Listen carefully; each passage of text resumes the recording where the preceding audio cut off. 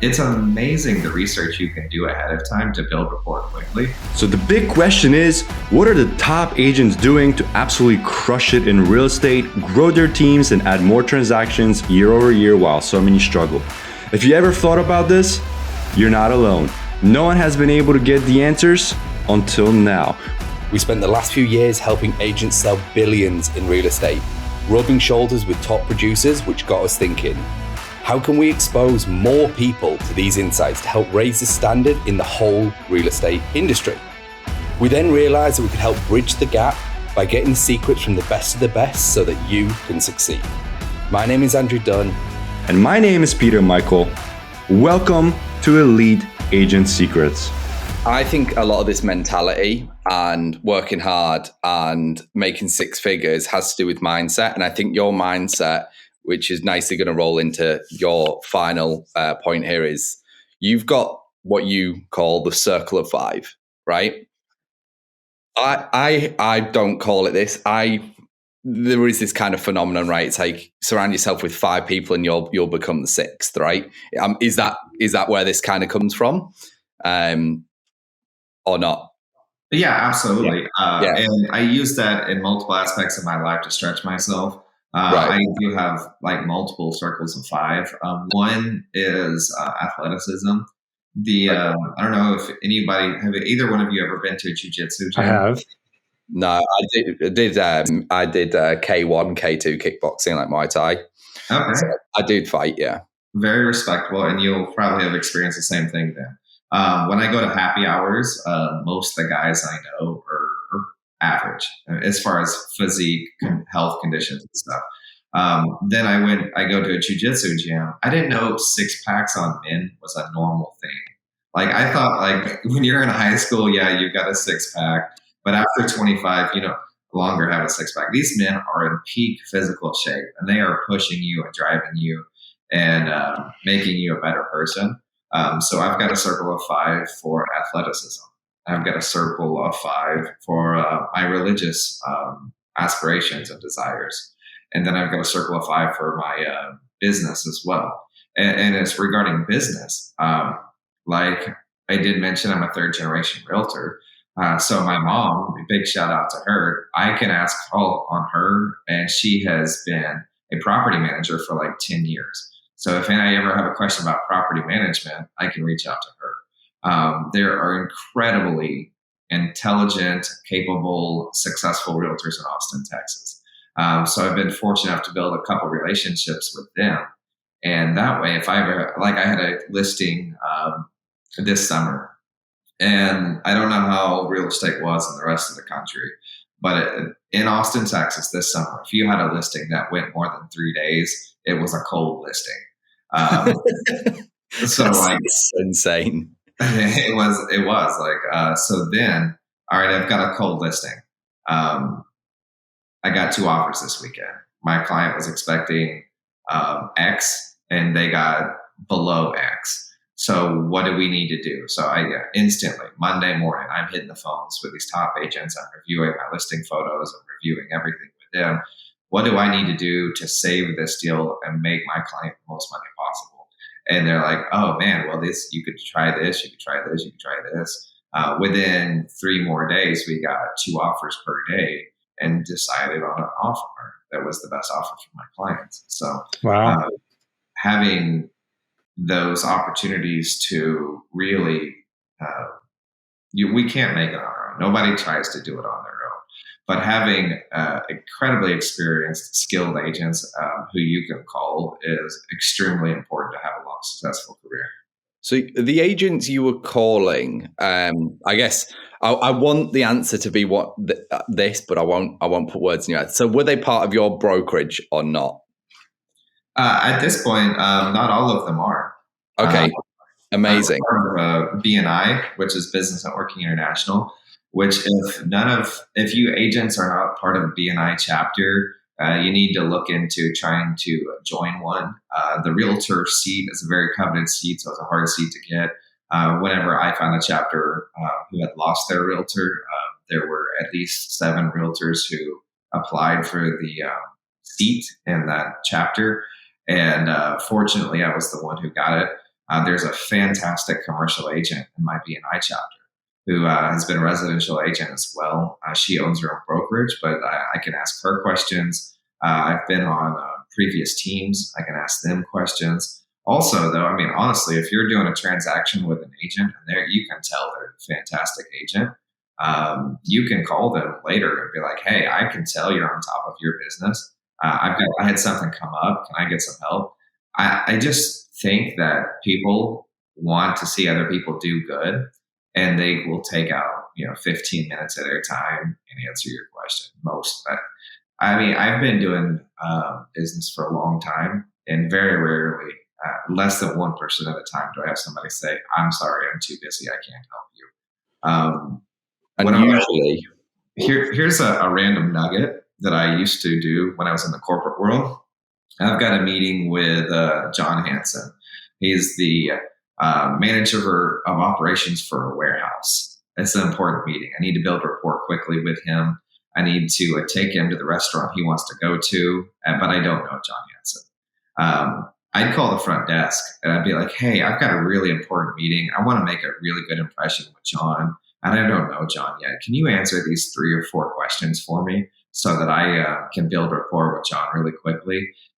I can't tell you how many times the girls are like, oh, we love John. We'd love to help you out. It's amazing the research you can do ahead of time to build rapport quickly, but also how amazing is it these front door gatekeepers whose job is to keep everyone out were so helpful for me.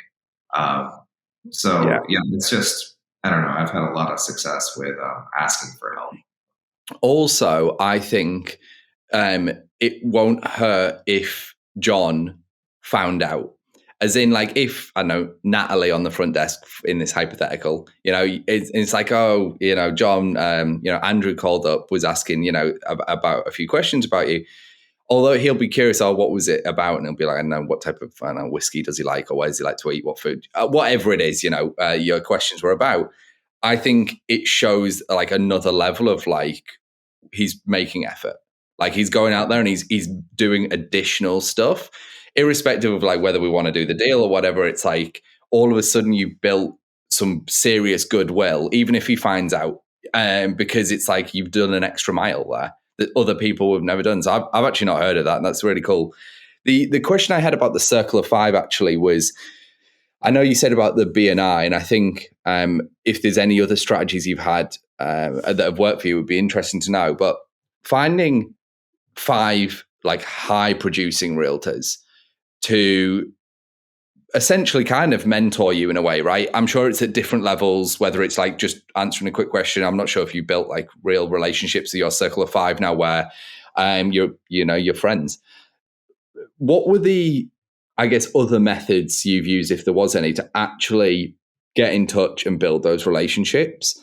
And also I think the second part of my question is, how do you give back to those relationships rather than it just being one-sided, right? Like a lot of people, me included, when you go into bigger business relationships with people that are far ahead of you, it's hard to understand what they get out of you unless they genuinely enjoy mentorship, which a lot of people do. They enjoy helping someone else, and that is their pleasure that they get from it. So I'm interested in that side of things because I'm hoping the audience can kind of decipher some of your stuff to get your circle of 5, and then they can go out and get theirs. First off, I'd like to say it takes time. A lot of people want a fast solution for things. And whenever you're building a relationship with somebody who's busy, it does take time. One of the best ways to spend time with top producing agents is to find a team that is, it's not all about the team. And what I mean by that is there's a lot of teams with 20%, 30%, 40% splits. And to me, that's not an ideal relationship. That team is focused on production and they're not focused on helping each other out. Because, like personally, the team I joined was a fantastic team. There was 4 of us and we did, I think it was like 44 million in 1 year. And in that process, most teams, whenever you join them, you're exclusively a cold caller until you've proved that you are a capable human being, and then you become a buyer's agent, then you become a listing agent assistant, or a listing agent's lead creator, and then at the top of the hierarchy is the listing agent. From my experience, I think that I just joined a team that genuinely wanted to help agents all be a better agent. So this team had 4 agents. 3 of them were fantastic top producers and myself. And we ended up doing really well, but they allowed me to be a listing agent. They allowed me to have a higher split. They allowed me to generate my own business and not pass business to them. So, right. Okay. Yeah. I mean, I think especially for newer agents, joining a team is never a bad thing. I think it accelerates growth, but you basically pay for it with the split, right? So you join a great team and you learn a lot faster. People take different paths. I think we've found that some people would rather, actually, in a weird way, not too dissimilar from you. We had Jerome Mengabar on, and his brother Francis. He hasn't come on yet. We are trying to get him for everyone that's listening. But he is a very, very high producing agent, and they are brothers. And it was like, are they going to kind of follow in each other's footsteps? Join the same team, do all that stuff. And it turned out that it was like a yes and no. It was a bit more of like a bit of help here and there, but it was like find your own path, right? And then they've converged, and they're both now. Francis is an incredibly successful realtor, and Jerome, within 2 years, is hugely successful already. And it's through those little bits of mentorship. But he went out and joined an amazing team, and the broker, and they helped him accelerate even more straight up. And then he was willing to go out and kind of pay the rent on that, so to speak. And now it's like it's all done, and it happened within 2 years, as opposed to doing it all by yourself and it taking a little bit longer. Like you said, some people get there faster, and they also do it themselves, and that's great. We've definitely had some of those people on, but I would say, this is my opinion, but I would say for anybody that wants to get in and does really want to cut the learning curve, the price to pay is just join a great team, take the commission cut, and you will accelerate there faster, right? That's definitely the way I see it. Amazing. I think, we're Hey, thanks for listening to this episode. Now, before you go, we're giving access to a private training we did where we revealed the top 3 niches to get listings today completely for free. So if you want access, you can go and download that training at eliteagentsecrets.com. We're regularly releasing new trainings, guides, and cheat sheets, so make sure to head over to eliteagentsecrets.com and sign up so you don't miss out.